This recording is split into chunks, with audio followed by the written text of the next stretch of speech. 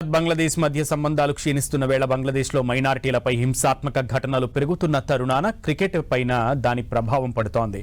Mustafizur రెహమాన్ను IPL నుంచి release చేయాలని Kolkata night riders ను బీసీసీఐ ఆదేశించగా కౌంటర్గా బంగ్లాదేశ్ క్రికెట్ బోర్డు కూడా టీ20 వరల్డ్ కప్ లో ఇండియా వేదికలపై ఆడనంటోంది. నిజంగా చెప్పినంత ఈజీగా బంగ్లా తన మాటపై నిలబడగలదా? అసలు ఆట మధ్యలో రాజకీయాలు ఉద్రిక్తతలు తీసుకురావాల్సిన అవసరం ఏంటి?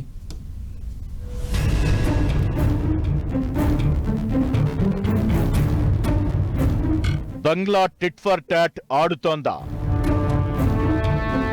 టీ20 వేదికలు మార్చాలని మెలిక.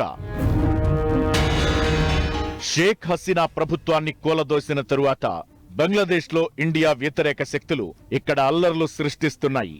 ఇదే క్రమంలో హిందువులపై దాడులు పెరిగిపోయాయి. ఈ నేపథ్యంలో బీసీసీఐ తీసుకున్న ఓ చర్య కలకలం రేపింది.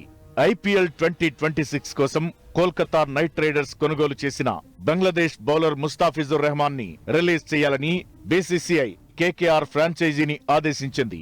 అయితే దీనికి ప్రతిగా బంగ్లా క్రికెట్ బోర్డు టీ20 వరల్డ్ కప్ వేదికలు మార్చాలని కోరుతోంది. తమ ఆటగాన్ని ఐపీఎల్ నుంచి రిలీజ్ చేయమని బీసీసీఐ ఆదేశించినందుకు ప్రతిగానే బంగ్లాదేశ్ క్రికెట్ బోర్డు ఈ నిర్ణయం తీసుకుందనుకోవాలి.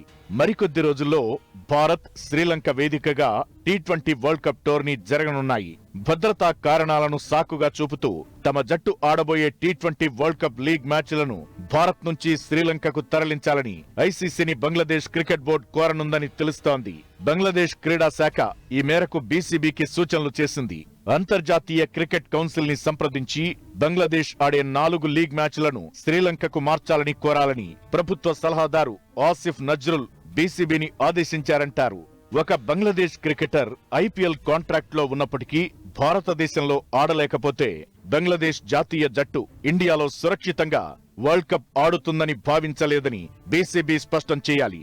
బంగ్లాదేశ్ ఆడే ప్రపంచ కప్ మ్యాచ్లను శ్రీలంకలో నిర్వహించాలని అధికారికంగా అభ్యర్థించాలని కూడా నేను బోర్డుకు నిర్దేశించానని నజ్రుల్ ఓ సోషల్ మీడియా పోస్ట్ చేశారు.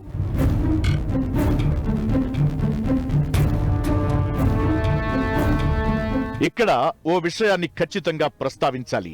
ఐపీఎల్లో బంగ్లాదేశ్ ప్లేయర్ ని నిషేధించడం ద్వారా బీసీసీఐ ఆ దేశానికి ఏమని సందేశమిస్తుందో తెలియదు గాని ఆటకు రాజకీయాలకు ముడిపెట్టడంపై విమర్శలు వస్తున్నాయి. నిజానికి పాకిస్తాన్ స్థాయిలో బంగ్లాదేశ్ భారత్ పై దాడులకు దిగలేదు. అక్కడి మైనారిటీలపై దాడులు జరుగుతున్నాయన్నది వాస్తవమే. కానీ ఓ ఆటగాడిని ఇక్కడ ఆడకుండా చేయడానికి మనకెంత హక్కుందో అదేవిధంగా బంగ్లాదేశ్ కి కూడా తమ జట్టు ఎక్కడ ఆడాలో ఆడకూడదో చెప్పే హక్కు ఉందని గుర్తించాలి.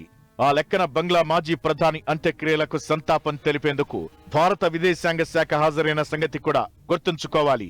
ఇతర దేశాలపై వ్యతిరేకతలో ప్రతి విషయాన్ని దేశభక్తితో కన్వీనెంట్ గా వర్ణించి ఇతరుల నోరు మూపించే బదులు ఆ వ్యతిరేకతను పై స్థాయి నుంచి అమలు చేయాలి. అంతేగాని ఇలా ప్లేయర్లను నిషేధించడం కాదు. ఇదే విషయాన్ని నెటిజన్లు కూడా ప్రశ్నిస్తున్నారు. లేదంటే బంగ్లాదేశ్ ని నిజంగానే మరో పాకిస్తాన్లా భారత్ ప్రకటించాలి.